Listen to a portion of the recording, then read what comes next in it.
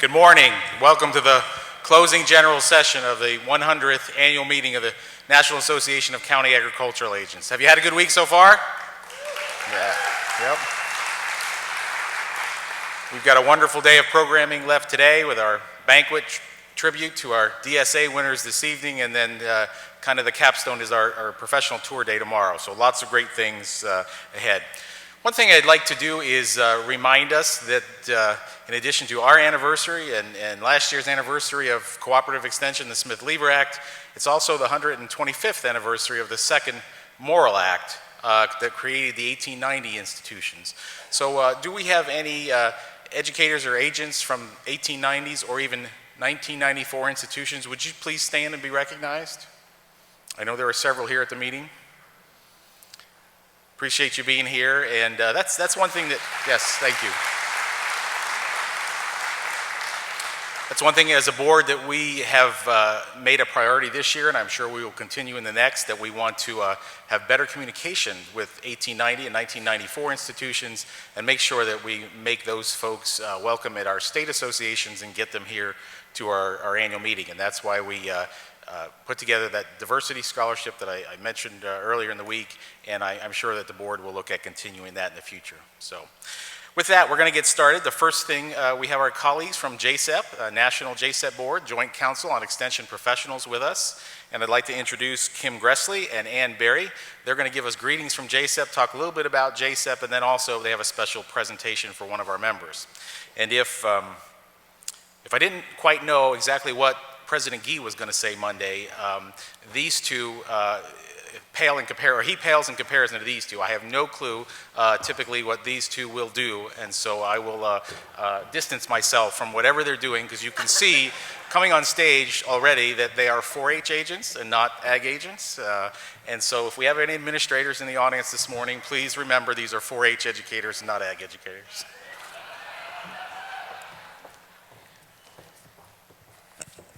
Well, thank you, Mike. I'm not sure that was a really... Anyway.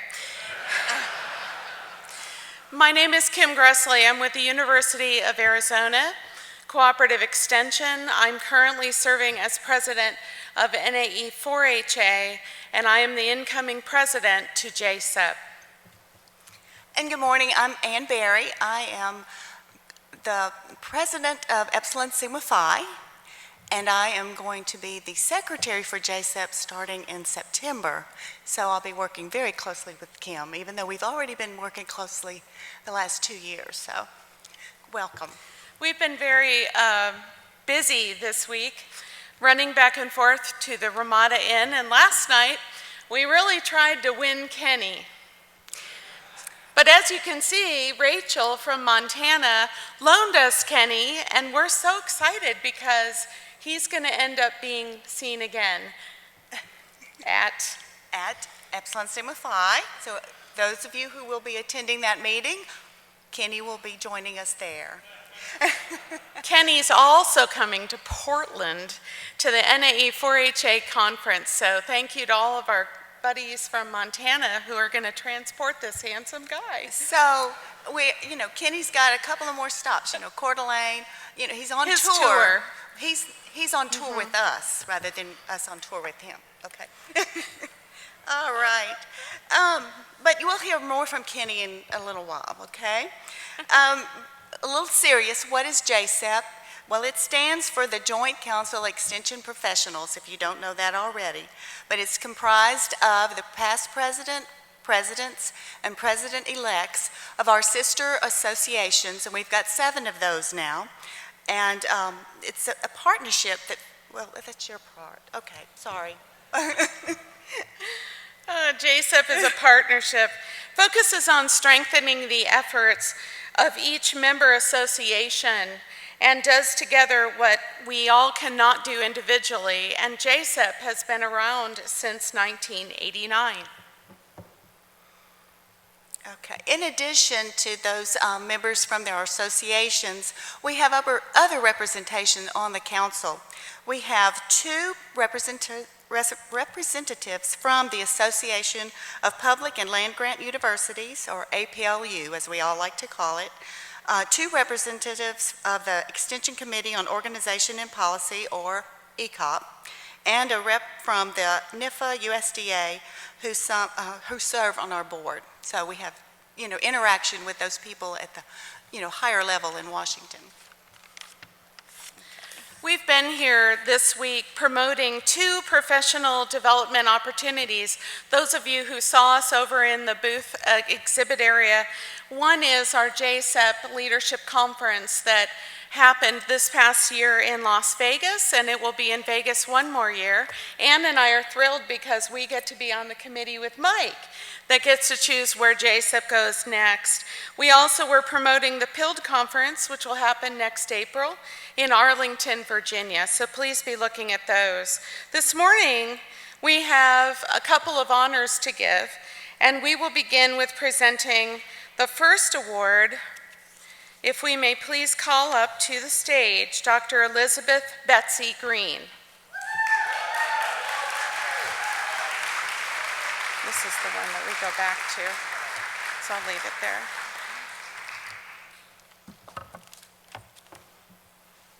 And this is the JSEP Professional of the Year Award, and it's only been around for a couple of years, but we're very honored and pleased to award this to your member. Dr. Betsy Green is a professor and extension equine specialist in the Animal Science Department at University of Vermont. Her teaching ranges from introduction to equine science to equine enterprise management. She's an innovative educator, willing collaborator, and critical thinker. Those are words that describe Dr. Green's personality and work. As an educator, she realizes that sometimes one must think outside the box to engage audiences and to solve problems. Today's professional in extension must be a mindful and methodical communicator, and Betsy has been instrumental in teaching people in various ways. Development of curriculum materials and extension programs typically occur in response to expressed needs. Responding to the needs of citizens is what makes extension work, and Betsy has demonstrated that over and over again in her work within equine science.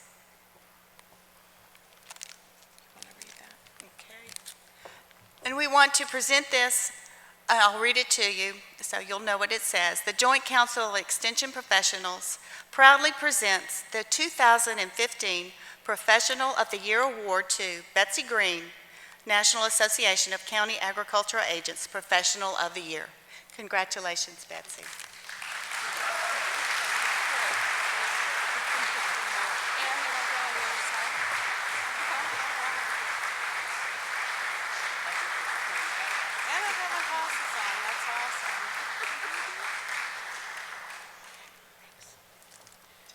We wanted to mention too that not only is she walking away with a plaque, but JSEP really truly believes that this is an award that we want to continue and foster and be thinking about in the future.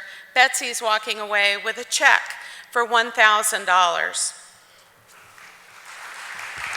So remember next year to nominate one of your own for this. You get some money, not just a plaque, and recognition for a job well done. So now we are so excited to move on. And this is your part. Okay. Our second recognition this morning goes to Mr. Henry Chesney. Oh no, Kenny, it's Henry Doro, I believe. Okay, sorry. Kenny, you're out of luck because Henry is the one that we want to honor today. And Henry may say he'd rather let Kenny get these honors, but he's on stage, so he's going to get the full effect. You better be. We're doing an appropriate salute Come back. to Henry. Get back. back over here now. The interesting, fascinating Henry Duro almost scary sometimes, food connoisseur of all kinds of food from Alabama. And because he loves heat and beer and wonderful foods, we actually found him a little hat while we were here. So we need you to put this on. Bring the heat. Okay. He's scared to get We too have close. served on JSEP with Henry for the past 2 years. We thought it might be fun to reflect a little bit on our experiences with Henry. Let's see, yeah. I first met Henry when we were meeting with the JSEC board in Memphis. And my first impression was that Henry was very serious and businesslike. And, you know, just all business. He wouldn't even smile. And when I first met Henry, I honestly believed that he really didn't like me at all, and actually Ann shared the same thought, because he just kept looking at us with that Henry Darrow stare, and we weren't sure, you know, what he was really thinking about. But then as the week went on, he did smile, and I think he might have even winked at me and a couple of the other girls, or women, you know. Either that or he had something in his eye. And then there was that weekend in Maine. Me, Henry, and Pam and Jeff and Bob and Darlena. But seriously, that was when we all truly, I think, bonded as friends, right? We did. We had to. We were in a van together. You know how those things go. He took us down to the water. Pam got to put her toes in the water for the first time in her life. Yeah, he wanted We to ate see lobster at every meal, and I tried to keep up with him, but he's like the lobster king. And we went lobster fishing, and there's some picture around there. Is Paul Craig around here somewhere? Because there's some picture that was taken of me filling the bag with all those, yeah. I'd like that picture, and the negative, please. But we had pictures of Henry doing the same. We cruised the street fairs, and we learned that Henry will travel for miles and miles to get a specific thing that he wants to eat. Whether that's Ethiopian food or strawberry rhubarb pie or a good burger or barbecue or even more lobster, this man will drive to find that food. And then in Portland, we even found out from Henry, there's a little tavern called Henry's Tavern in Portland, Oregon. And so that we thought that that was an appropriate place to celebrate Henry's most recent marriage to the beautiful Paula. And so we did. And there she is. She left.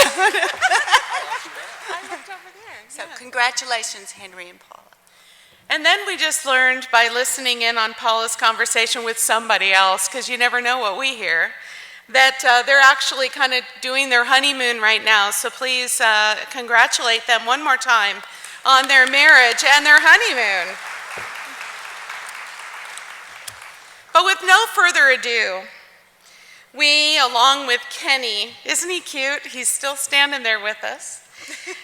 We thank Henry for his quick wit, his thoughtful and grounded opinions on a variety of important subjects for JSEP, and his wonderful representation of NACAA. He worked diligently on the handbook, bylaws, and most recently the strategic plan that we've been working on, and gave us wonderful insight about your association and how you all felt about Galaxy and possibly what JSEP can do to replace that event with something that's more meaningful and significant to all of you. We thank him for his wonderful personality, his charm, his wit, who Henry is. He is wonderful down to the core. So Ann and I, along with Kenny, will absolutely miss our conference calls and our in-person face-to-face meetings in which we would always plan on Henry. And I would be remiss to not say, as Pam Van Horn would say, "Henry, get over here."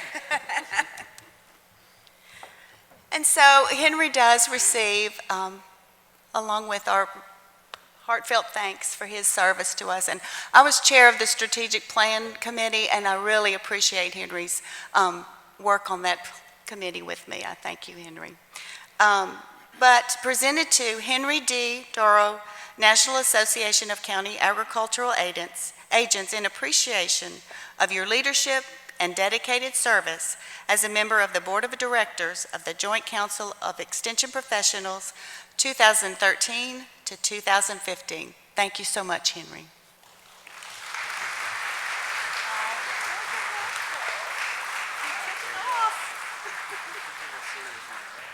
Wait, okay, don't leave. Okay, wait, don't go yet. One more thing. So we know that Henry loves strawberry rhubarb, and so we were kind of lost out there the other day in the heat, and anyway, it was really hot. And we wanted Henry to not forget us. How could you? How could you? Working hard on it.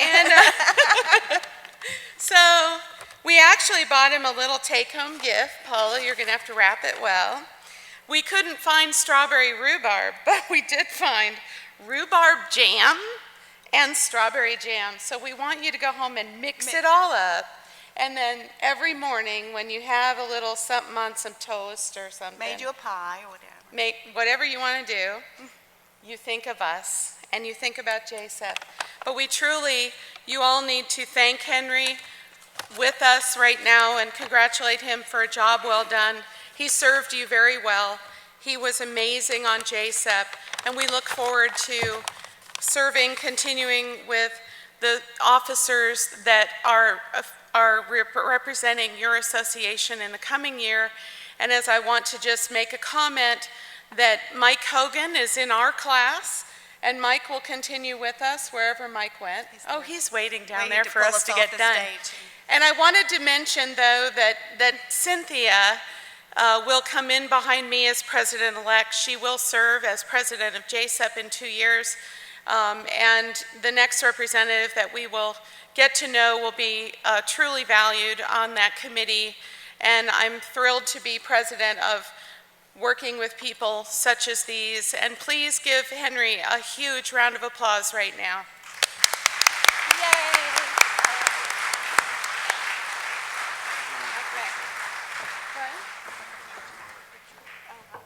Okay, picture?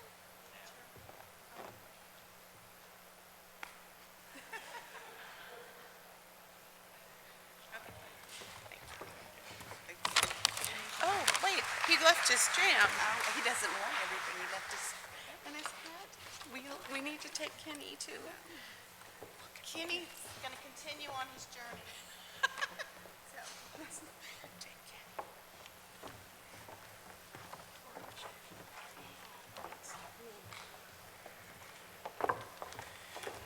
Kenny. I've never been to the 4-H Agents meeting, national meeting. Kim is president of the National 4-H Agents Association, and it would appear to me that everything we've heard about that meeting is absolutely true. By the way, I also will be in Coeur d'Alene and Portland, and thanks to the Oklahoma agents, I also have a hat like Kenny, so I will be there with him, and so if he doesn't show up, I can fill in. I look very similar with my hat to Kenny, so we're good there. All right, next up, I want to hear from some folks that are very near and dear to our hearts. NACA has a wonderful partnership with the National Outstanding Young Farmers Program. The last couple of years, that partnership has grown and strengthened. The board has developed a special assignment and asked Wes Smith from Georgia for the past 2 years to serve as the coordinator of that program, and that's really expanded our relationship and really made greater connections with that program so that you can recognize, we can help OIF recognize young farmers in communities throughout this country. So we've got 2 farmers with us that are also going to be with us tonight at the banquet, which we're excited about, Matthew and Patricia Erickson from Minnesota. They're going to share a little bit about the OIF program and their experiences. They farm very close to here in Minnesota. They have a beef cattle operation, and they were among the finalists in the national OIF program this past year. So would you please join me in giving a warm welcome to Matthew and Patricia Erickson.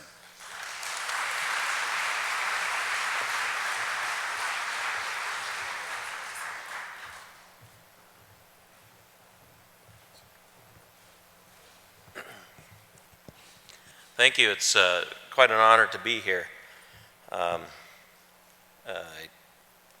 wife seems to get me into these things on a regular basis, so we're just going to go with this. It's an honor to be here and be partnership with the NACAA, and we'll get our PowerPoint up here hopefully shortly. The AV guy can get us going.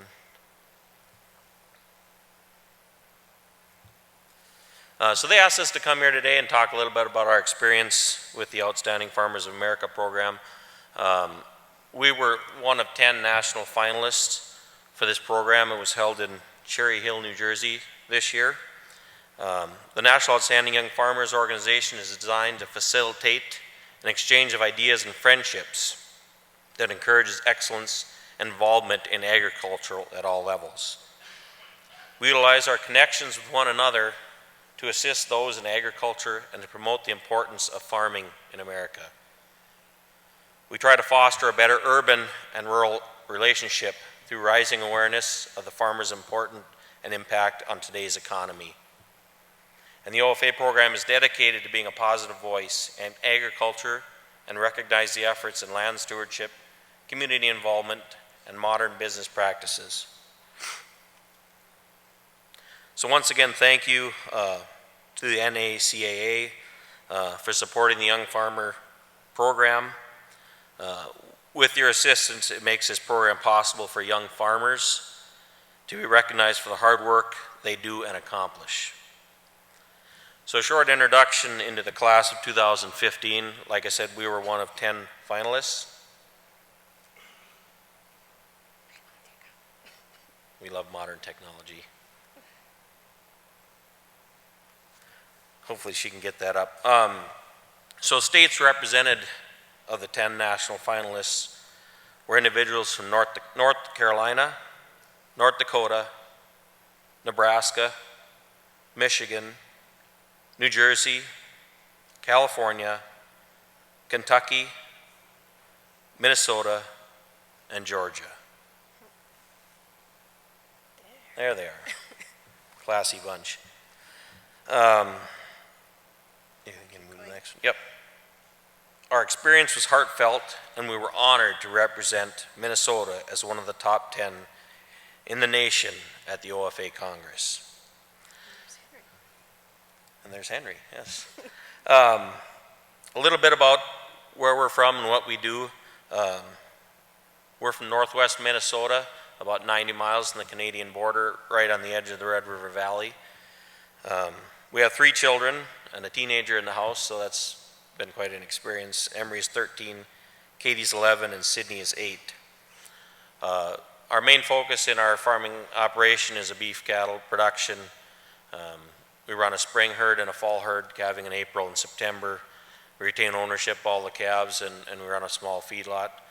And we also have a small farming operation where we raise corn, wheat, soybeans, and some alfalfa.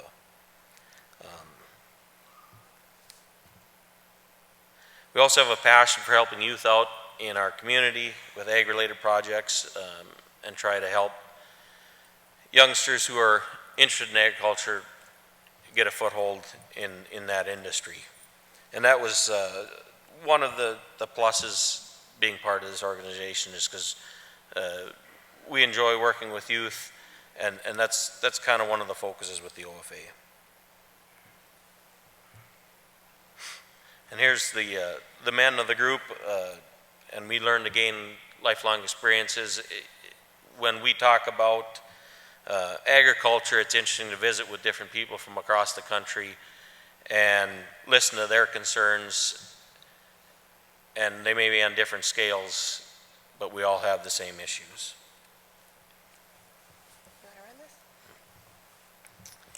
As the women there with our husbands that were nominated as Outstanding Young Farmers, we also bonded and we got to talk with each other about that we're all kind of in the same boat and raising a young families on the farm, and talked about ways to how we can use our informatives to inform people and the public about agriculture. One of the biggest things that we felt we came away with from our OFA experience was the networking. Now we have contacts from all over the U.S., from California all the way to New York. The program also provided great networking for all us as we got to get to know all the alumni throughout the week that we were out in New Jersey, along with the members of the NACCA and the other sponsors from John Deere and all the other programs that we met at Congress, as we got to know Henry very well that week, and so it was an honor to know him. As our class got to know each other, we realized that we all had this deep passion for agriculture, and it was more than a passion, it's a lifestyle.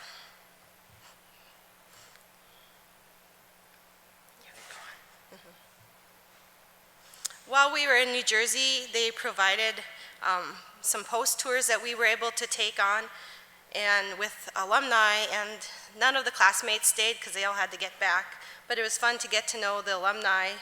We went to the Statue of Liberty in New York, St. Patrick's Cathedral. We visited Ellis Island. In Philadelphia, we did some touring and we went to the Liberty Bell. While we were in New York, we all went to Ground Zero and did some night sightseeing in New York too. And then we went on to New Holland, Pennsylvania, to where they manufacture all the New Holland hay equipment. So that was very interesting because we utilize New Holland on our farm for a lot of our equipment. And I'd like to say it, my wife's always enjoys planning events like this, and so when we're honored to be national finalists, she said, well, we should stay for these after tours. And I said, I think we need to get home to get to the farm. And she said, well, we get to go to Philadelphia one day, and we get to go to New York one day, and I still wasn't too interested. And then she said, well, we get to go to New Holland, Pennsylvania and see the factory. I said, sign us up. You can go on. We also got to see 1,400 head of dairy at the Star Rock Dairy in Pennsylvania. We attended the Rutgers Eco Complex, where they utilize the methane from their landfill to produce and utilize their energy sources for some of their research facilities. And on the bottom, that one picture, that's from the 9/11. It was one of the fire engines that was by the Twin Towers.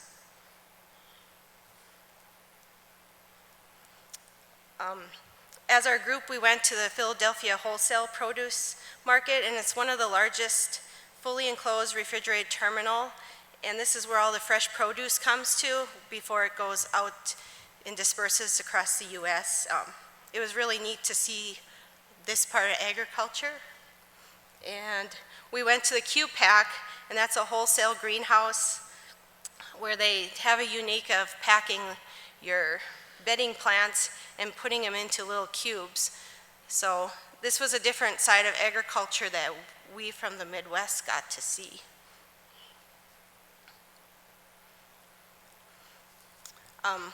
With that, OFA has helped us to learn and to pave our way through the traffic of life.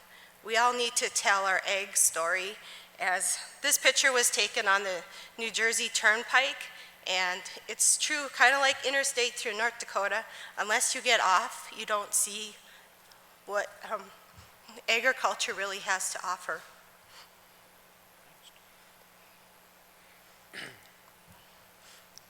So as current now members of OFA, we have learned to realize the vast ag field, how vast it is in the broad spectrum. As our class that we got to know this year. We went from cotton producers to almond producers in California to the livestock producers in the Midwest, and then all the hay and beans and corn producers that kind of rounded it off. So, but we were all in the same boat, and we all have to stay united in agriculture. But yes, we'd like to thanks again for the opportunity that we were provided to build on our foundation of ag.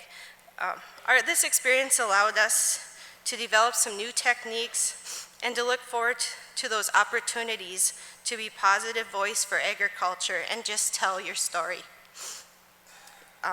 We encourage the members of the NACAA to nominate any outstanding young farmers for this award that they may know of in their county or state. As new members, we are the future of this program, and to help build this network throughout the United States. This was an experience of a lifetime, and we look forward to heading to Cincinnati next February for the 2016 Congress. But once again, thank you so much for being supportive of this program.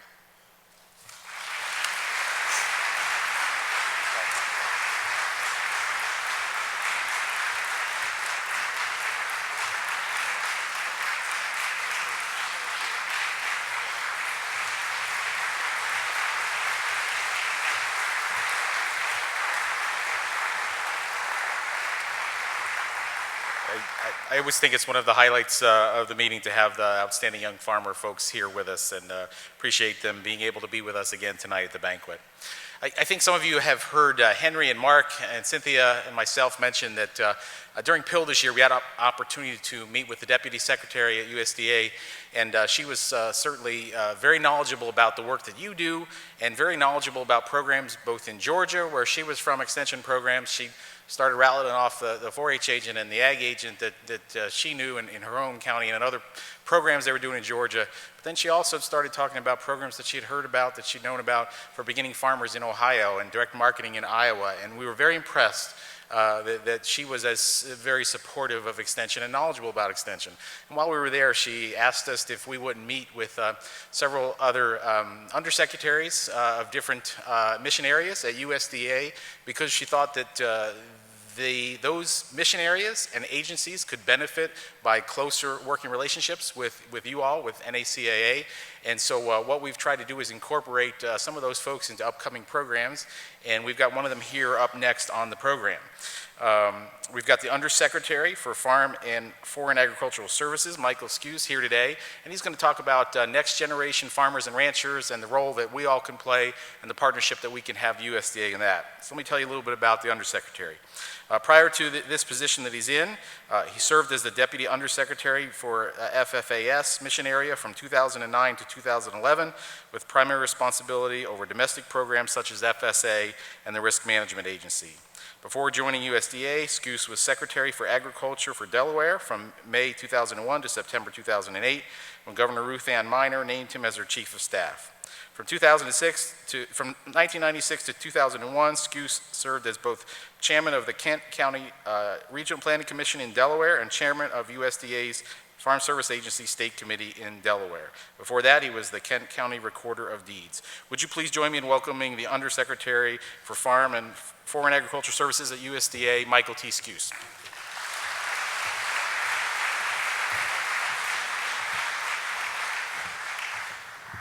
Yeah, there's one part of that's not written down. Everybody keeps that nobody mentions that I'm probably the most proud of, and that's the fact that I have a farming background. My brother and I, we farm about 1,500 acres of corn, soybeans, and wheat in the first state, the state of Delaware. So of all the things that I've done and accomplished, being an American farmer is the one thing that I truly am most proud of. So.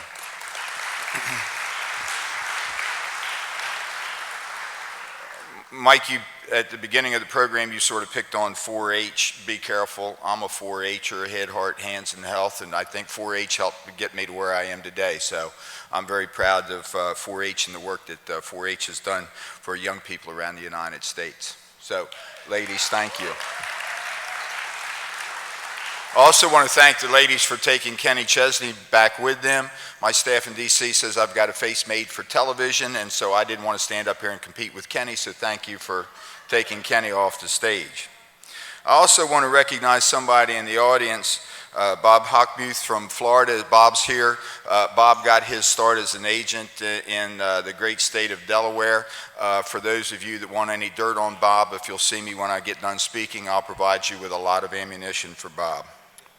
It's a pleasure to be here at the National Association of County Agricultural Agents Conference, and I certainly do appreciate the invitation to join you. I'm pleased to bring greetings to all of you from our U.S. Secretary of Agriculture, Tom Vilsack, and all of the rest of the USDA leadership team. As mentioned, I serve as the Undersecretary for the Farm and Foreign Agricultural Service, which oversees three main areas at USDA. I like to say if it deals with production agriculture, it's under me. Our Farm Service Agency administers more than 2,000 offices in most rural counties across the United States. This network, unlike other government agencies, is how USDA keeps its ears on the ground and its eyes wide open, providing loans, conservation and disaster assistance, as well as safety net protections from weather and markets to the most important group of private landowners in our nation, which is our farmers and our ranchers. We oversee activities at the Risk Management Agency, which through the Federal Crop Insurance Corporation provides a wide range of crop insurance services to our producers. That's the safety net that our farmers rely on to keep them in business year in and year out, whether prices are good or bad, whether the weather is good or bad. And finally, I administer the Foreign Agricultural Service, where hundreds of USDA staff stationed around the globe work to open more international markets that can buy our farm and our livestock products. It's through this sophisticated infrastructure that USDA operates every day to ensure that America has the safest, the most affordable, and the most secure food to be found anywhere in the world. That the American farmer has the strongest domestic and international marketplace possible, and that agriculture remains a profitable profession for you, your generation, as well as the next. But in addition to those USDA functions, I'm also here today to representing our colleagues at the Natural Resource and Conservation Service, Rural Development, and Research and Education agencies, whom I know most of you know very well. In fact, because of the diversity of our functions, we come to refer USDA as an everyday, every way department, because we're more than just providing a farm safety net or expanding global trade.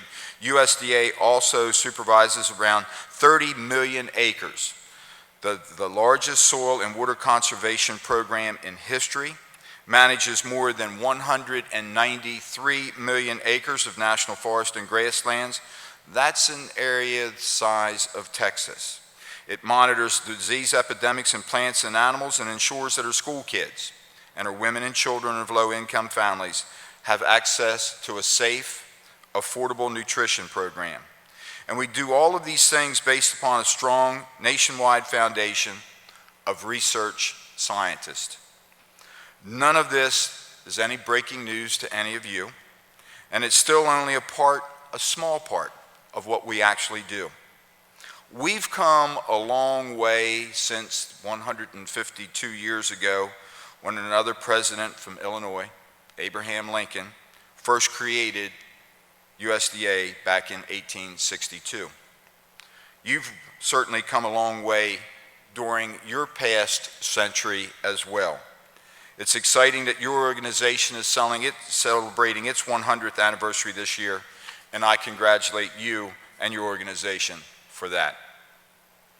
So with our mutual long-term histories, it goes without saying that USDA has a very old and a very important relationship with cooperative extension.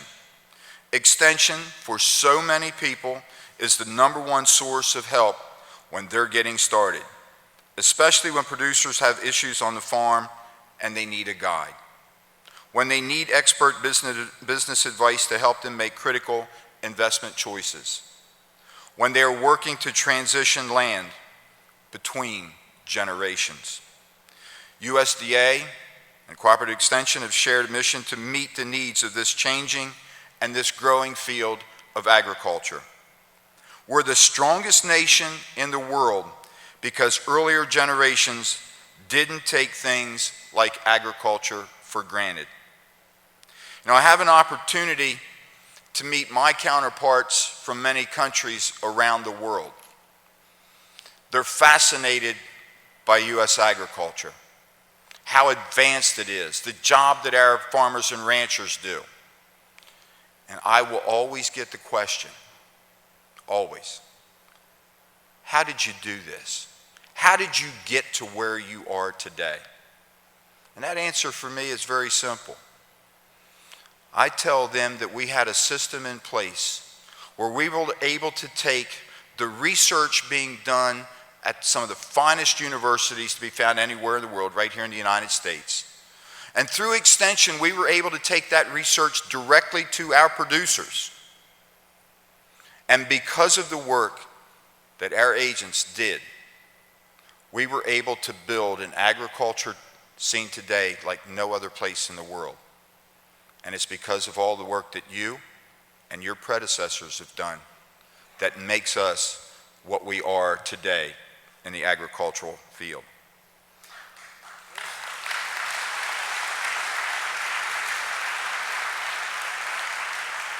You know, you look at our past generations and they invested years into the future. And we must also do that. But we begin from a very different place than those living a century ago who created our respective institutions. First, we have less people farming. When President Lincoln created USDA, more than 90% of the U.S. population lived in rural areas. Now, today, just 16% of our population lives in rural areas, with less than 1% of them working as farmers and ranchers, and 1/10 of that producing nearly 80% of what Americans consume and export. And of those farmers and ranchers, the average age is 57. Second, we've got more Americans. In the past 30 years, the U.S. population has grown by 90 million people. But of the more than 1,000 rural counties in the United States, 50% of those lost population in the last census. Third, we've got less rural land. In the past 30 years, 40 million acres of rural land has been lost. Not to poor farming practices or sod busting or grasslands lost or food versus fuel. But we lost that to development. Just look at any moderately sized community, and you've all seen it. 40 million acres of rural land lost to development. That's like taking almost every farm in South Dakota out of production. Think about that for a minute. In summary, we still grow plenty of food to feed ourselves with enough food left over to sell overseas. We do it with less land. We do it with less farmers and less support from more people having no firsthand experience with agriculture. Most of our population today is many generations removed from the farms. And at USDA, we're trying to change all of that. Over the past 6 years, USDA has intentionally engaged its resources to support a strong new generation of farmers and ranchers. And we're doing that in a number of ways, which is my main purpose in speaking to all of you here today. But I want to emphasize that we cannot do this alone. The most successful government programs do not function in a top-down fashion, but rather best functions in the framework of a collaborative partnership where expertise, where advice, and skills are shared. And success is determined, though, when USDA and our county extension partners explore how to work together in the future. Cultivating a strong relationship between you in the field and our field staff at USDA. Connecting our resources so that those who need our services can find them. So that we can chart another 100 years of a successful partnership together. One of the biggest investments that USDA is making in our investment is in the next generation, new and beginning farmers and ranchers. USDA is updating the way we do customer service for new and beginning farmers. In June of 2013, we launched for the first time a single front door to all our USDA resources for the next generation of farmers and ranchers. We are in the process of updating this website to be even more relevant and tailored. Results are expected in the late fall of 2015. In the past year, the Farm Service Agency began to pilot a new concept called Bridges to Opportunity in a few county offices, with plans to expand that very successful program in the near future. For the first time, Bridges to Opportunities provides a central collection of USDA and partner resources to ensure our county office staff are equipped with the tools to help farmers succeed, and tools that leverage our partnership, including the local extension office, to connect farmers to where they need to go in their farming operation for advice. USDA has also worked closely together to roll out new resources and to link our staffs with cross-training and knowledge about programs across our departments. A few quick examples. The Farm Service Agency is packaging programs together for new and beginning farmers. When a new farmer who grows non-insured crops is working with USDA on a loan, we are now able to offer them free catastrophic crop insurance as part of that package, with higher levels of coverage at a 50% discount. We've expanded eligibility of our farm loans beyond active farm experience to include other types of skills may be considered to meet the direct farming experience required for farm loan eligibility, such as operation or management of a non-farm business, leadership positions while serving in the military, or advanced education in the agricultural field. Many of you know that that was one of the issues, the requirements that we had, that you had to have so many years' experience in the farming background. Unfortunately, that stopped a lot of young and beginning farmers from being eligible to participate in our programs. We've changed that. The Foreign Agricultural Service created a new set of tools for new and beginning farmers to access new and expanding markets for their products, as facilitated by our state and regional trade groups and cooperators. This enhanced trade mentorship will enable new farmers and ranchers, particularly value-added and branded products, to grow with an eye towards foreign markets as a potential avenue for profitability. This new set of tools was shared across USDA as a resource for all of our customer-facing employees. USDA has implemented the Farm Bill, which provided key new assistance for new and beginning farmers. And just a few examples, the new Farm Bill has allowed USDA to partner with beginning farmers to begin or continue conservation work on nearly 2 million acres, providing more than $200 million in financial assistance. Provided better crop insurance to almost 1,200 new and beginning farmers and ranchers participating in beginning farmer crop insurance incentives, including over 42,000 policies that take advantage of this new program. We made 39 awards to organizations that will use the funds over the next 3 years to help about 18,000 early stage farmers and ranchers to become more successful, and about 2,500 farmers to help them get started. Since the implementation of the highly popular microloan program, FSA has helped over 13,000 small, underserved, and beginning farmers obtain operating credit. We're updating our programs to reflect the new and modern farm structures as needs, and one example of that would be FSA has updated key programs like the Farm Storage Facility Loan Program to make it work better and more effectively for certain types of operations, including those that new and beginning farmers often need help with. And we're going to continue to look at that and expand that program in other areas for other types of storage to help new and beginning producers. We've built a new partnership that are helping us with USDA help new farmers more effectively through our new USDA Military Veterans Agricultural Liaison, who happens to be my deputy, Marine Chorus Gutter, and he is leading this effort for USDA. We have enhanced our coordination with the Veterans Resources, including the VA, the Department of Defense, Small Business Administration, as well as the Department of Labor. Our teams are developing partnerships, consolidating resources and shared services, and so much more in the service of our nation's servicemen and women who want to make a life on the land, who want to get involved in agriculture. And because of their sacrifices, we're doing everything that we can now to help those achieve a dream, to go back to the land, to get involved in agriculture. We're working with our STEM colleagues like NASA to build connections with youth and their engagements with STEM and agriculture. And there's so much more that we're doing at USDA to help those that want to become involved in agriculture. Our partnership of Extension is so important to helping support this next generation. The next generation needs advice, technical assistance, and information on how to find land and how to make a good business plan.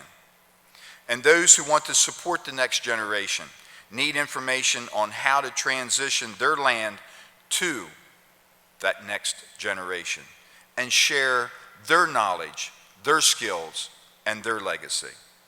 The time is now to be building the bench for America's agriculture. USDA is also opening doors wide to diverse agricultural sectors. Local regional food is an economic opportunity for farmers and ranchers, which is why USDA has invested more than $800 million in more than 29,000 local and regional food businesses and infrastructure projects over the last 6 years. Local food sales hit $5 billion in 2008 and were estimated at $12 billion in 2014. Increasingly, sales of food are made not just through farmers and markets, farm markets or farm stands, but to retailers, restaurants, and institutions like schools and hospitals. Local food is not only an economic opportunity for farmers and ranchers, but a development tool for local communities. It can improve access to healthy foods, create business opportunities, and help revitalize main streets, and strengthen the connection between rural and urban areas. And personally, I think even more importantly, strengthen that connection between our farmers, our ranchers, our producers, and our consumers who are today are so far removed from agriculture. USDA coordinates this work through Know Your Farmer, Know Your Food initiative and has a wealth of resources compiled on the Know Your Farmer, Know Your Food website at www.usd.gov/knowyourfarmer, knowyourfood. And just two examples of our investments in this space: in 13-14 alone, USDA made over 500 infrastructure investments that create new markets for local food, including food hubs, scale-appropriate processing and distribution networks that are connecting farmers and ranchers with new source of revenue and creating jobs. And the number of food hubs has risen 100% since 2009, and more than 300 are now operational around the country. On average, each food hub supports 20 jobs and generates nearly $4 million in agricultural sales. And we've launched a new program through AMS Market Service to gather and support prices for local food and organic products. We're working to ensure that this data can be used by FSA loan officers and in our NAP Risk Generation Protection Program to provide the right level of coverage for farms selling into these premium markets. And Extension has a critical role to play in this work. Already, Extension professionals across the country are working not just with farmers and ranchers, but with community organizations, businesses, schools, and others to strengthen their local food system. We are excited to partner with Extension to leverage federal resources to support this sector of agriculture, both in rural as well as urban areas. Another key and a growing sector is organics. and I know that USDA Organics Coordinator is here today and will be manning a booth for USDA that provides more details on all of these initiatives. So please, be sure to see her while you are here. In 2014, organic products represented a $39 billion industry across the United States. Since USDA Organic Seal debuted in 2002, USDA has strengthened its service to our organic constituents, and the Organic Seal has become a leading global certification standard. In the United States, there are now nearly 20,000 certified organic operations, representing more than a 250% increase since 2002. The USDA supports this growing industry through research, education, conservation assistance, and risk management tools. And we at USDA are working aggressively to break down those barriers to trade and assist U.S. farmers and businesses with the resources needed to reach consumers in a global marketplace. Equivalence arrangements are important for small and mid-sized operations that want to export products but cannot afford the time and the money necessary for duplicative certifications, fees, and inspections. What this organic product certification in each country, what it allows for each of our organics products to be sold in each of the countries that are recognized as having equivalency. And since 2009, USDA has signed 4 major equivalency agreements, opening significant new opportunities for this growing sector of agriculture. And USDA also works hard to protect the integrity of the organic market to ensure that our customers know that they are getting, when they purchase the organics, that are mislabeled products are in fact kept out of the market, and what they are actually purchasing has been certified organic by USDA. And to help producers access information on organic programs and opportunities, USDA has established an online one-stop shop. Key assistance for our organic growers include reimbursements up to 75% of the cost for organic certification, market and pricing information free of charge for more than 250 organic products through USDA's Market News, financial and technical conservation assistance to farmers to help address certain natural resource concerns in their existing organic systems, and to help producers transforming to organic crop and livestock production. Since 2009, 6,000 farms have benefited from $106 million in assistance through the Environmental Quality Incentives Program Organic Initiative. And USDA has also taken steps to provide effective insurance coverage for organic crops and better risk management tools for organic producers, and we continue to work at USDA and RMA to make better products for our growers. So what does all of this mean? The time to be thinking to the future is now. As the next generation walks into our doors, what will they find? Will our services be relevant? Will our help be fast, reliable, and streamlined? Can we make the experience of a person walking through our doors, either here at USDA or in your doors, a good possible experience? Under President Roosevelt, USDA financed infrastructure in rural America when others wouldn't. Under President Truman, USDA built school lunch programs, and during another so-called do-nothing congressional area so that our school kids would have access to affordable, better nutrition using America's farm products. And today, USDA is moving past roadblocks and will be working at jobs in South Dakota and throughout rural America, producing domestic biofuels, bioplastics, biochemicals for jets and cars and ships, and keeping our rural schools populated and strong, and restoring more economic growth to our small rural communities. There once was a congressman in the 1930s named Sam Rayburn, who was Speaker of the House. He once said that anyone can kick down a barn, but it takes a good carpenter to build one. USDA believes that it is time today to start building that barn. So like President Lincoln, Roosevelt, and in the Truman years, your grandkids will say their amazing area of innovation found its roots with all of you. Right now, each day, and every way. Our partnership with extension agents couldn't be more critical and more urgent, but because together we'll be investing to make America better, to make America's agriculture stronger. And thanks to all of you, our producers today and the producers, the farmers and ranchers of tomorrow will have a bright future, and they'll know where to get good information and help. Thank you.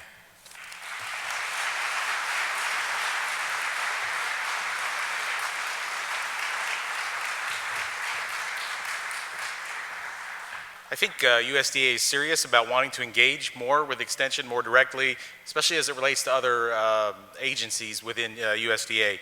As I mentioned, when we met with the Deputy Secretary, she asked Henry and Mark and myself, what were some of the issues that Extension faces at the county level with working with other USDA partners and programs.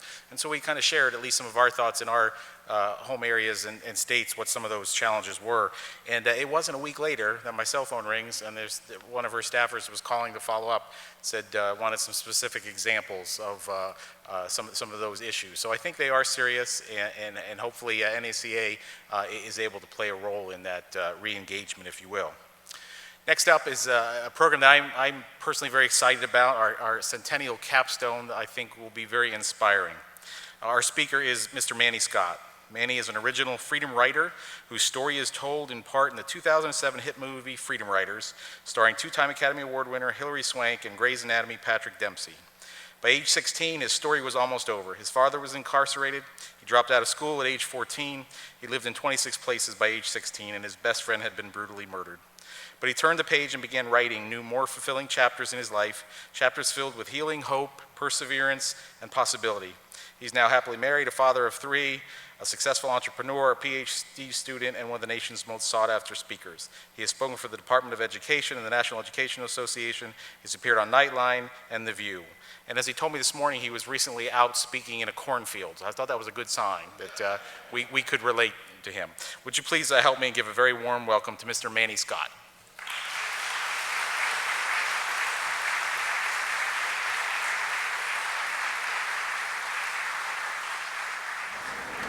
In Long Beach, it all comes down to what you look like. It's all about color. If you're Latino or Asian or black, you could get blasted anytime you walk out your door.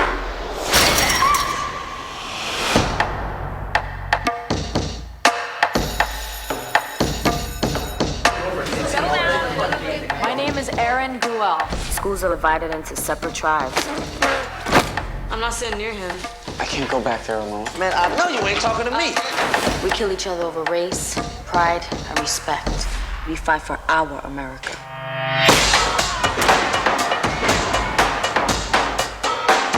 So what you're saying is, if the Latinos weren't here, or the Cambodians, or the blacks, or the whites, or whoever they are, if they weren't here, everything would be better for you. Lady, stop acting like you're trying to understand our situation. Why don't you explain it to me? We in a war.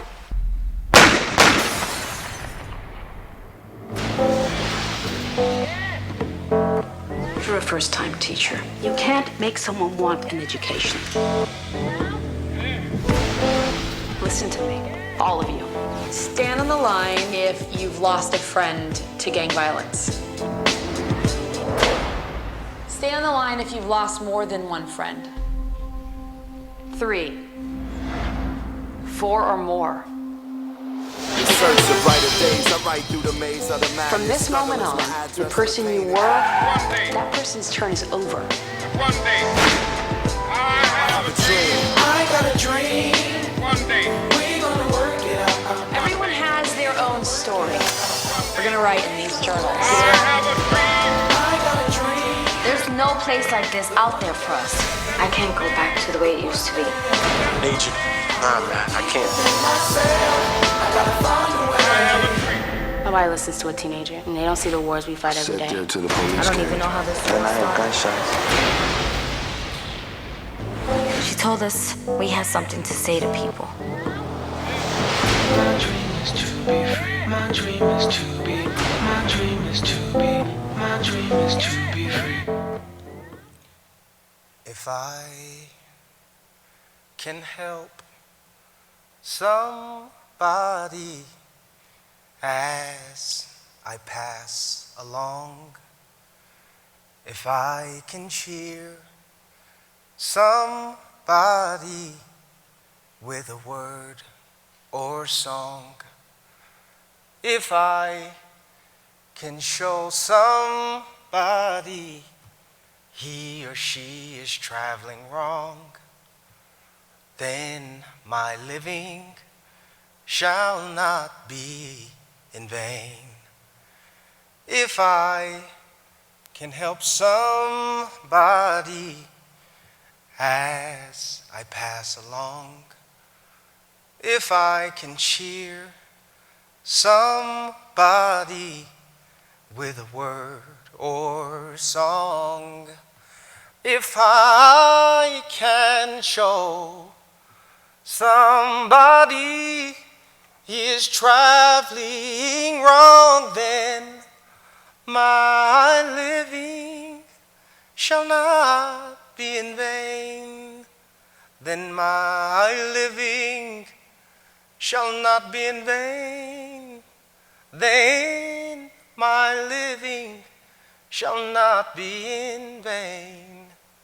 If I can help somebody as I pass along, then my living shall not be in vain. Good morning, my friends.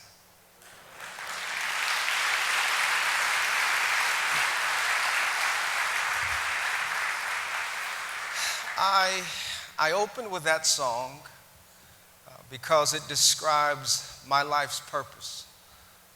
But more importantly, I open with that song because I believe it describes most, if not all of you.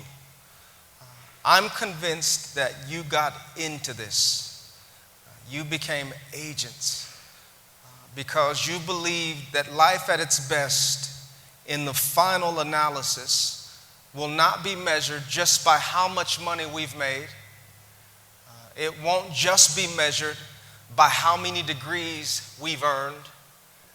It won't just be measured by how many fine or luxurious things we could accumulate.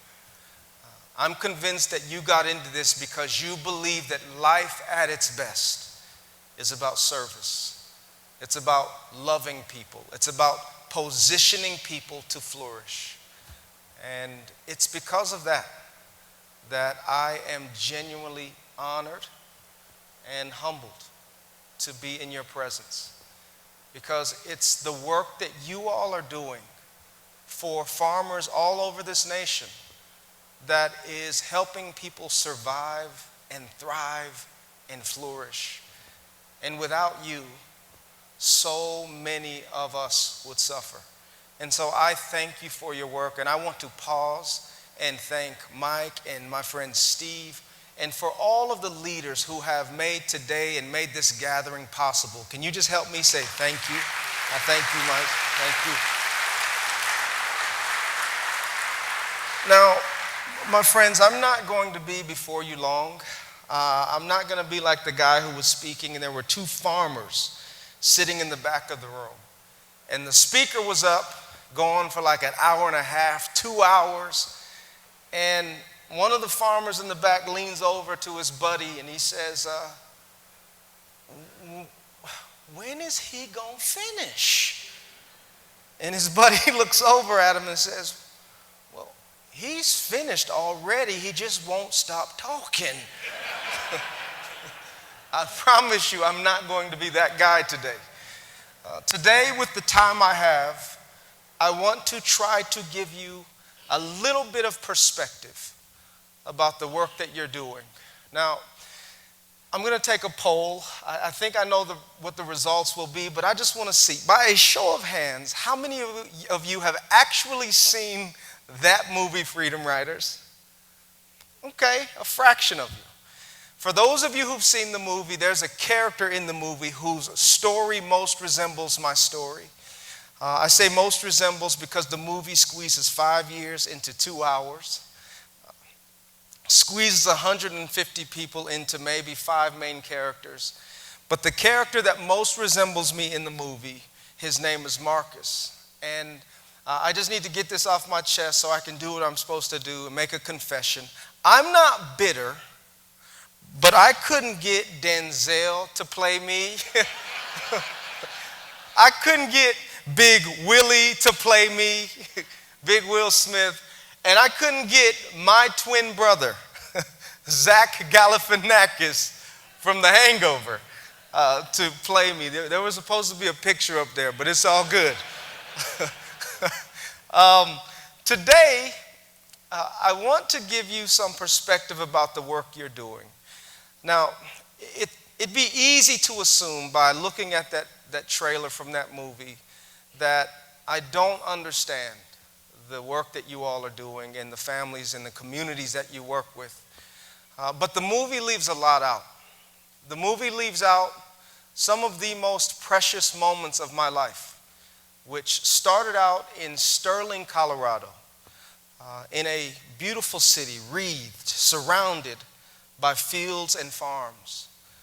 And the first 5 years of my life were spent in what felt like paradise, with the long dirt roads and the cornfields and the haystacks that me and my brothers would climb up and lay on top of, where we would daydream and be embraced by the day's sun. And in Sterling, every year there was the county fair. And I think it's called the Logan County Fair. Every year, that was like the highlight of our year. We would look so forward to it. We'd stay up late, and the family would go out, and we'd eat all kinds of foods and ride all the rides and pet all the animals. And we'd go up to the farms and play with the pigs and the cows. And it was there that I learned what mattered most. It was there that I learned about the importance of family. It was there that I learned about the importance of hard work. And it was there that I was exposed to those people who have been the foundation of our country, farmers. It was the first 5 years of my life that are some of the most cherished memories that I have. But it was right around that time when everything in my life began to fall apart. It was around that time that the man I thought was my father abandoned us. It was around that time when I met my real father and spent a little bit of time with him, but I've only seen him 11 times for a total of 15 hours. It was then, during that time, that everything started falling apart, and we got farther and farther away from paradise of Sterling and those farms and those fields. And we moved to the city and got a stepdad who was generally a good, hardworking man, but he was addicted to crack. And whenever he got drunk or high, he used to become possessed by something or someone who terrorized my family. And I'll never forget the night when I heard Mama screaming for help on the hallway of our apartment building. And I stuck my head out into the hallway to see what was wrong with Mama. And she was screaming my name, "Baby, help me, he's gonna kill me, help me." And it was there that I saw my stepfather grab Mama by the back of her head and slam her face through a glass window. And a piece of glass broke off and opened Mama's neck. And blood was everywhere. And as a little boy, I did everything in my power to fight for my mother's life, to defend my mother. And I lost time and time again. Before I was 16, we lived in 26 places, not including the beaches we slept on, the cars we slept in, the strangers' houses, the homeless shelters, the motels, the hotels. We'd sleep on the floors of homeless shelters with no blanket, no pillow, no mattress, no food. And I used to cry myself to sleep, wondering if there was any hope for people like us. I was the kid you saw coming from a block away that caused you to turn around or cross the street. I was the kid you saw downtown on the corner, holding a piece of cardboard box, trying to find something to eat, trying to get your attention, and you avoided eye contact with me. And I was the kid who took all of those issues with me to school. And I'd be sitting in the back of a class. And it was in third grade when I started noticing a huge difference between me and the people around me. And so I just used to wonder, man, why does everybody else have new shoes and new clothes? And I got holes in my shoes and holes in my pants. Why do I have to put cardboard inside my shoes to keep my sock from falling through the hole? And everybody else got new shoes. Why does everybody else have a backpack and a lunch pail? And I ain't never had no backpack.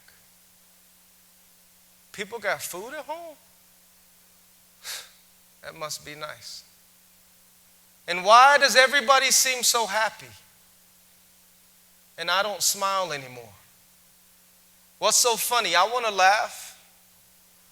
Last night I was thrown off of a balcony for trying to protect mama, and my ribs got caught on a bolt on the way down, and it tore out a piece of skin. And mama said, if I tell anybody, the police are going to take me away. So I'm sitting here in pain. Someone tell me something funny.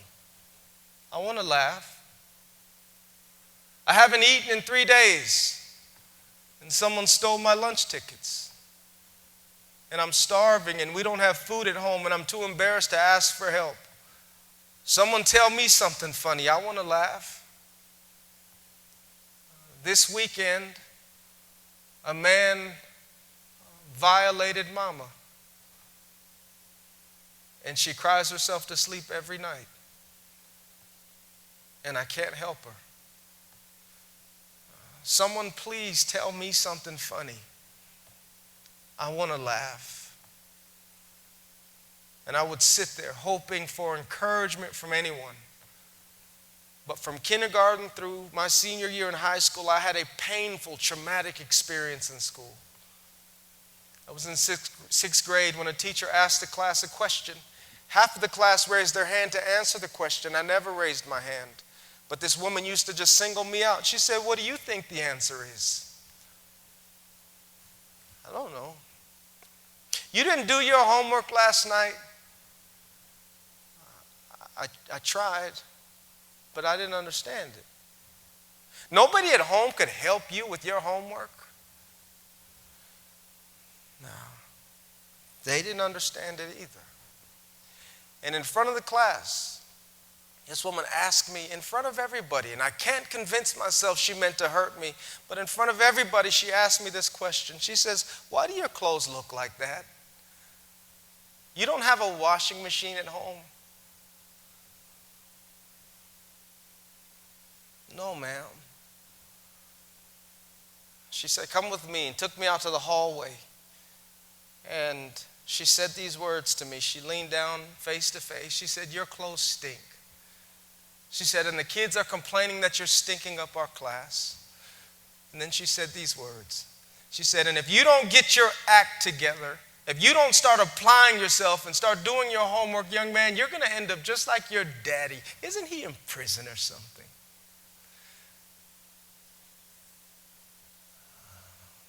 I didn't have the words to describe how much that hurt me. But it was there that I began to realize that poverty is not just the lack of money, but poverty is the lack of access to the kinds of people who can help you.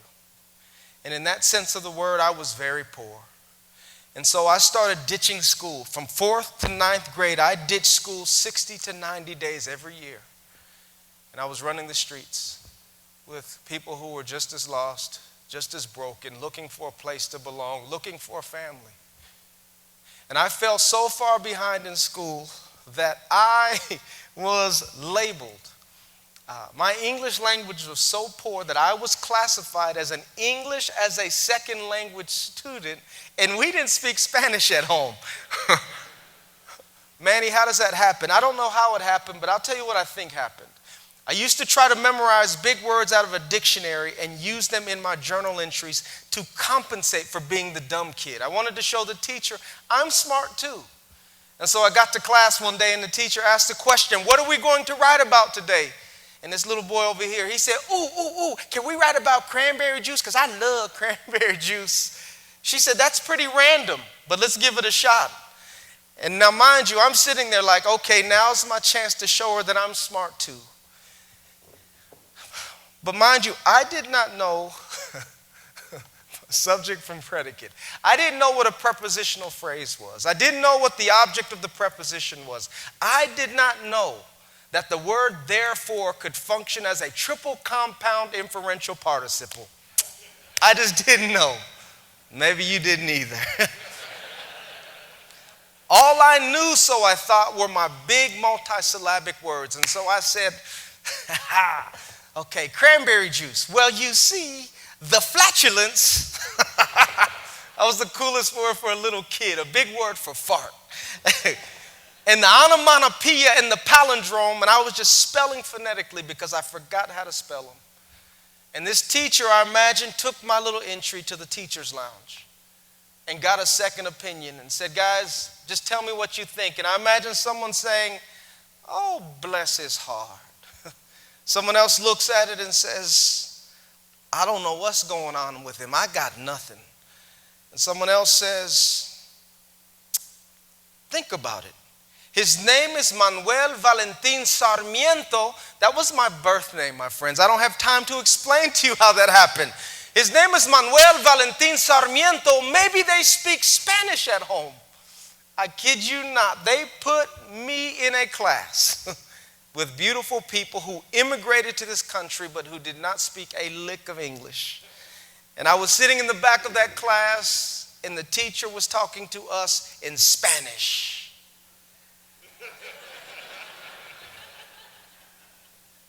And I couldn't get clarification from people around me. There was this guy to my right. I said, hey, dog, why is she talking Spanish? And he looked at me. He said, yo no sé, look at the teacher.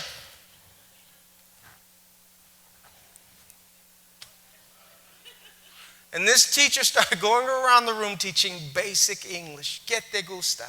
What do you like? ¿Qué te gusta? Xiomara, mija, ¿qué te gusta? What do you like? And Xiomara stood up and said, mijes, I like air. I was like, what? Muy bien, mija, very good. And then she came over to Jose. Jose, mijo, ¿qué te gusta? What do you like? And Jose stood up and said, mijes, I like re balloon. Muy bien, Jose, very good. Then she came to me. Manuel, mijo, ¿qué te gusta? What do you like? And I stood up. I'd like to know why I'm in your class. I like English. I like long walks on the beach. I like Cocoa Puffs. I like girls that shave their legs. This is awkward. Why am I here? I stayed in that class 1 year. And I learned un poquito español también. First semester of my freshman year in high school, I earned a 0.6 GPA. Tom, if you could put that up, 0.6 GPA, 3 F's, 3 D's, and a C. And that second semester, on the right side of the screen, you should see grades and classes. But it's blank because that's where I dropped out. That's where I gave up. Manny Scott, why would you drop out? Why would you give up? It was there, my friends, that my best friend was brutally murdered. A group of guys jumped him, strangled him with guitar strings, stabbed him through his throat, and threw him off of a cliff. And when Alex died, my best friend Alex died, a part of me died with him. And I gave up. And I dropped out. And I started running the streets, doing more self-sabotaging, self-destructive things, saying things like, people like me, we ain't supposed to make it. Whether you're white or black or Mexican or Asian and you live in my hood, something is set up for us to fail. I'm done trying. And I started doing stuff that resulted in me getting chased by police and helicopters. And I was walking through a park one day, thinking about all of the people I'd lost and thinking about all of the stuff I'd been through. And I saw a bench, and I sat down on this bench. And that year, 125 people my age had been killed in that neighborhood alone. And I was thinking about all of the people I'd lost. And I was convinced, my friend, that the last paragraph of my life story was being written. That the period of my life was about to be penned. There's no future for me. Things ain't going to get better for me. I'm done. And I was probably about to do something that fulfilled my sixth grade teacher's prediction. That I was going to be just like my daddy. She was right. She was right. But a complete stranger walked up to me and sat down next to me. A man who was addicted to crack cocaine sat down next to me and pushed me to change my life. In essence, this man begged me. He says, man, I don't want you to be like me. I used to have a beautiful wife, a beautiful family, beautiful kids, a nice job, a nice house. He says, but I lost everything because I got strung out on this stuff, and I don't want you to be like me. Go to church, man. Go to school. Don't be like me. I don't want you to get hurt. I don't want you to get killed. Man, I don't want you to be like me. This man, I met him one time. His name was Martin. Martin pushed me to see that I needed to make some changes in my life. Martin pushed me to see that although you can't control what happens to you, you can control your response. Martin pushed me to begin dreaming of becoming the kind of man I'd never met, one day becoming the father I never had. Martin pushed me. And it was there on a park bench that I took ownership of my life. It was there on a park bench that I decided I was going to turn some things around. I realized that if anything in my life was going to change, it had to start with me. And so I went back to school. First semester back, I earned, Tom, if you could help me show this, 5 A's and 2 B's. And I kept those through graduation. And I had the help of teachers, of coaches, of counselors, of leaders, of lunch ladies, of people who believed in me when I didn't believe in myself, people who supported me, people who pushed me, people who challenged me, people who loved me. And these people helped me become the first person in my family to graduate from high school, went to college, graduated with 2 degrees, one for me, one for my friend Alex. Went back to graduate school, got a master's degree, now working on my PhD to become Dr. Scott. I'm a pilot. I fly planes. I was an ESL student. I was a high school dropout. But I stand before you and say to you in Hebrew, Asherei chayish asher lo chalak ba'atzat rasha yimuv derech hatayim lo amad yoshav ki im batoroto yege yomam v'layla. I stand before you and say to you in Greek, Ehantais glosais ton anthropon lalo kaiton angelon. Agapein de meyeko, geogona kalkas ekone gogeno kalkon. If I speak in the tongues of men and of angels, but have not love, I'm a gong sounding and a cymbal clashing. My friend, I've lived in 37 places now. I don't have to move anymore if I don't want to. I've got a nice home in Atlanta. But I share with you, after my faith, the most important thing in my life is this group of people right here. Tom, if you can put that up. My wife and I just celebrated 13 years. And I'm the first man in my family in over 150 years to stay faithful to his wife, to not cheat on his wife. And I have 3 munchkins. Little Manuel is on the left, little Christopher's on the right, and that's my baby girl Berkeley in the middle. Now, you all might be able to appreciate this. I can't share this with most groups. We were at a football game, a practice for my big guy on the left, and my little girl and my Christopher were on the right. They were climbing fences. And my baby girl was climbing over the top of a fence, and her foot slipped. and she landed on her crotch. And she looked over at me. She said, "Oh, my nuts."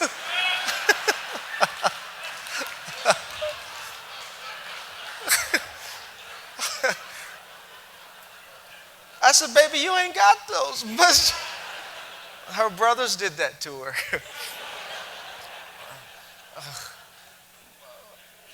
My friends, I have become the father I never had and the husband I never saw. And I'm now able to take my family to those fairs where we can eat the candy and ride the rides and pet the pigs and touch the cows and the goats and smell all of those wonderful, horrific smells. I'm able to expose them to the paradise that I once had, helping them experience the beauty of what our country is about, family and togetherness, to meet and interact with people who are the bedrock of not only our country, but of this world. My friend, I share these things with you not to impress you, but to impress upon you that when you see me, you are reminded of your power to change the direction of someone else's life. When you see me, you're reminded of how important your work is. You know that almost 9 billion people will share this planet by the middle of this century. And only 2% of our entire population is responsible for producing our food, fiber, and biofuels. And it's your job, with all of the challenges that they're facing, like greater than any time in our history, it's your job to undergird them, to strengthen them, to equip them so that they can not only survive, thrive, and flourish, and educate the 98% of the rest of us. My friend, I beg you today, I stopped by to thank you for your work, but I stopped by to beg you to renew your commitment to lead and serve and teach and love these families, these farmers, for the sake of not only this nation, but our world. Now, I know you all probably know this, but I've been gaining a greater appreciation for the work of farmers. In the book of Genesis, the very first job given is that of a farmer. God created this world and placed people here, populated it with people who are supposed to rule and serve and cultivate creation, to be fruitful, to multiply. And what's amazing is from that day to this, that mandate was not abrogated, was not replaced, was not negated. That mandate still lives today. The survival of our people, of humanity, of our nation is dependent upon farmers, upon you. And so, my friend, I beg you to renew your commitment to lead, to serve, to love, to teach, to empower, to equip these families for the sake of our nation, for the sake of our world. Now, someone here is saying, "Manny, you can lead a horse to water, but you can't make it drink."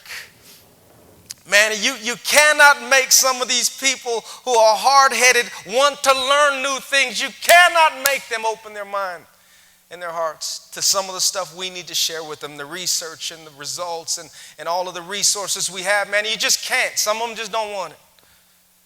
Well, man, you can lead a horse to water, but you can't make it drink.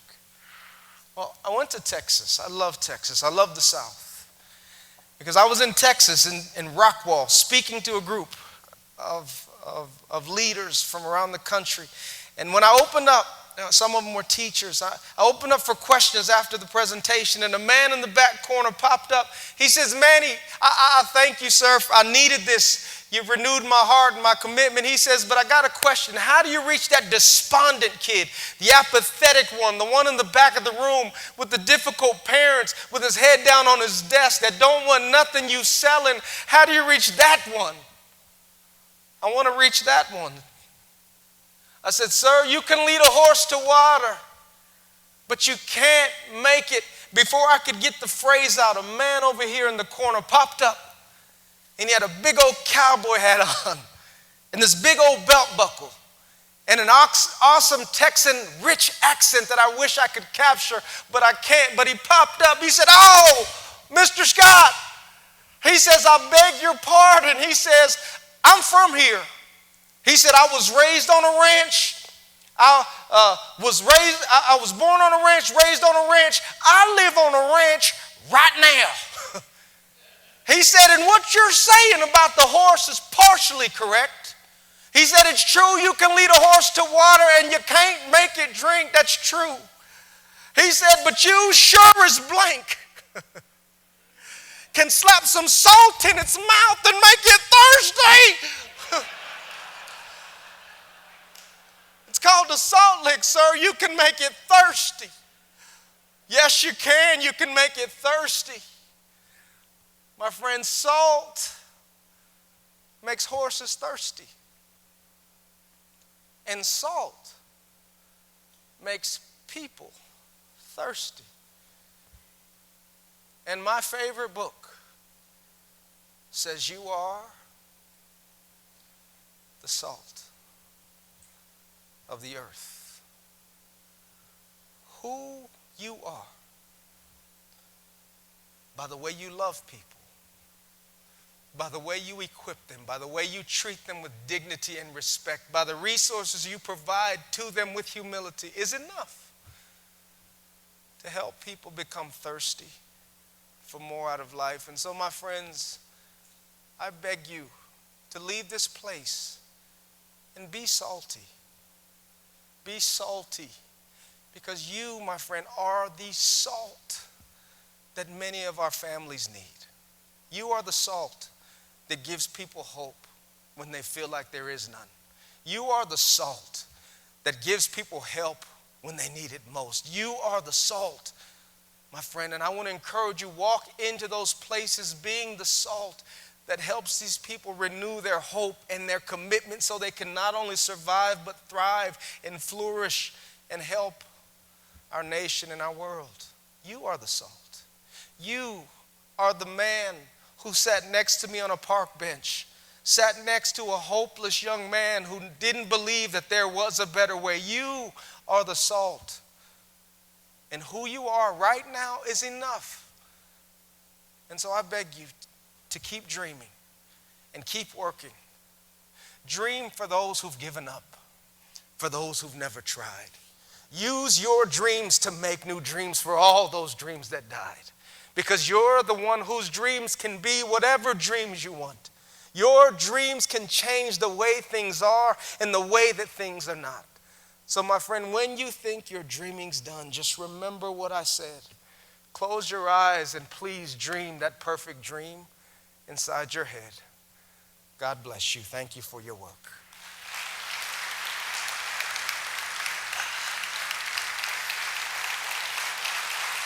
Thank you so much. Thank you. Small token of appreciation. Thank you, sir. My pleasure, man. Thank you. Thank you so much. Thank you. Thank you. Bless you for Very your work. inspiring message. Leaves us with something to think about on our way home, hopefully. Appreciate you being here, Manny, and certainly appreciate your story.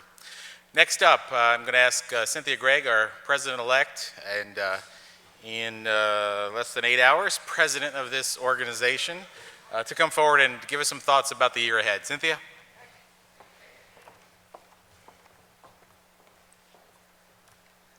Wow.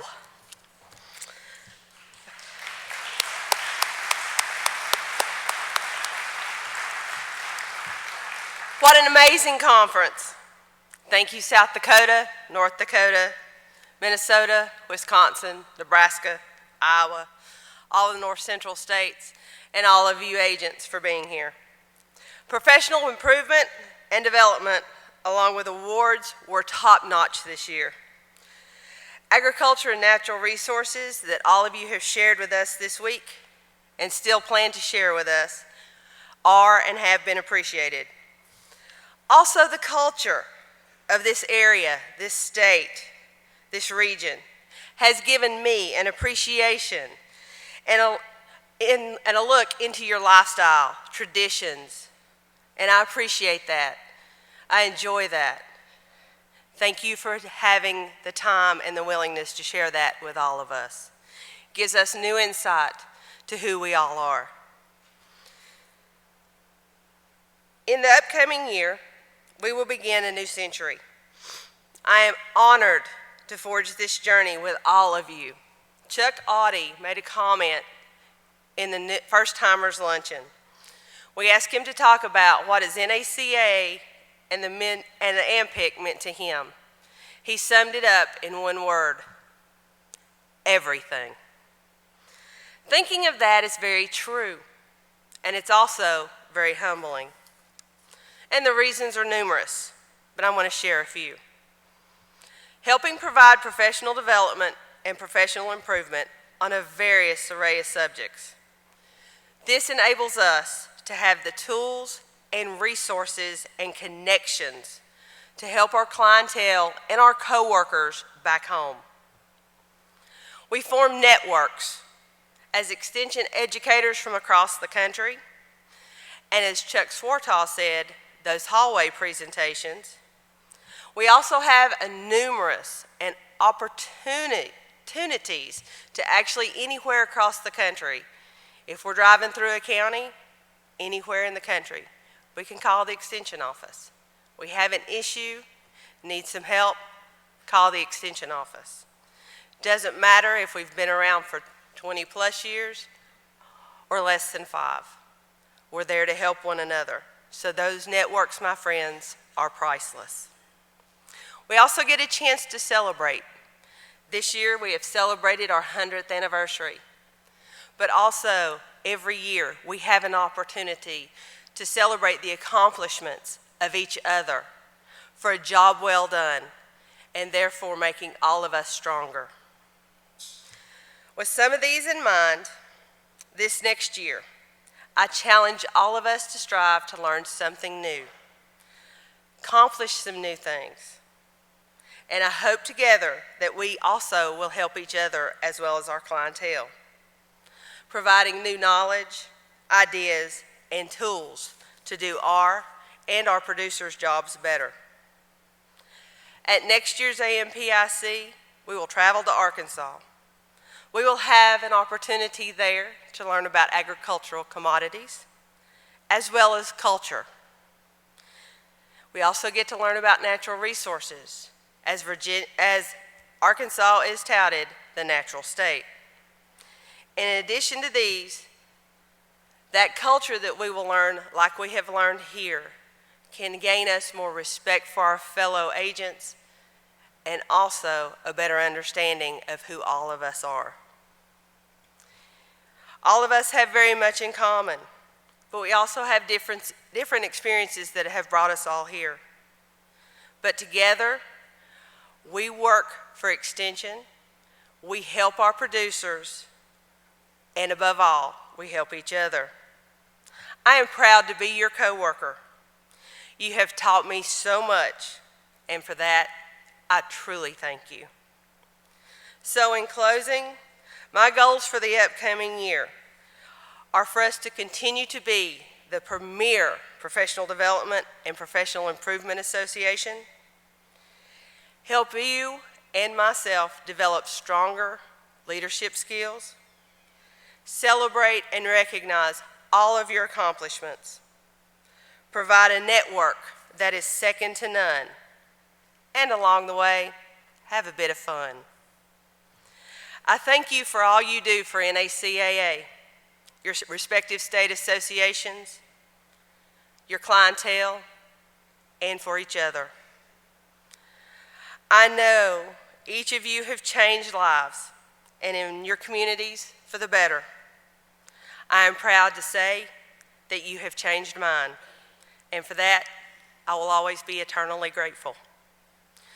So let us share to strive in order to honor the folks that came before us by making the good foundation that we now have.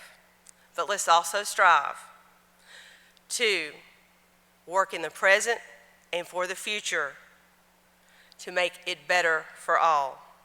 So to all of you, I say, wash day. Thank you.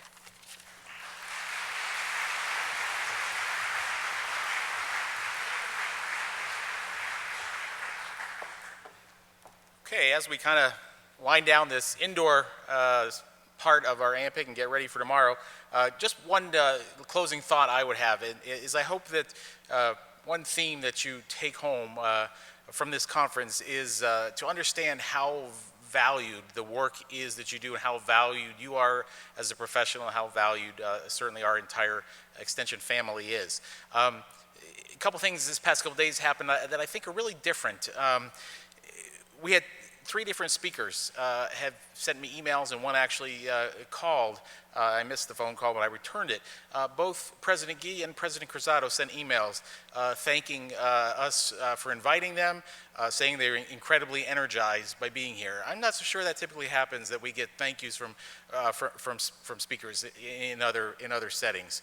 Paul Summers of Brule sent an email and said that they typically don't have the level of interest and the questions and the connections afterwards like they had in front of the stage with their audience, and he really thanked our group for that. And so I think that's fairly atypical, and I think that really sends the message that the work that you do is valued and appreciated by the people that we work with and society in general. So once more, thank you for all that you do. I'm going to turn the podium up to conclude to Steve Monk for some closing announcements for this morning.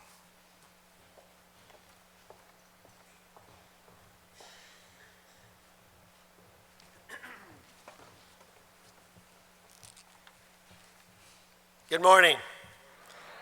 All right, that's a lot better. There's a number of announcements we want to share with you today, and it's dealing with tomorrow, actually. And so the first thing I want to encourage you to do is that this information will be posted in the hallways, in the newsletter. Please, please read the newsletter for tomorrow.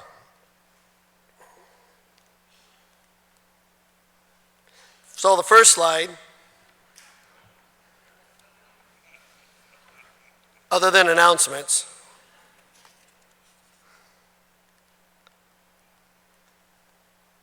Larry, can you move to the first slide?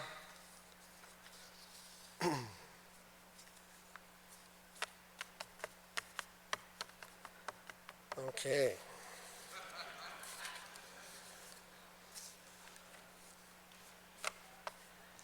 We did download it, we really did. So. Well, if it comes up, you'll be able to read it. What we're going to be doing tomorrow morning, in case you are asked questions for the tours, everyone will gather at the fairgrounds. The way we're going to have you get to the fairgrounds is that the buses that are used for the tours will become shuttle buses. And there's going to be 2 times that you can get on the bus to get to the fairgrounds.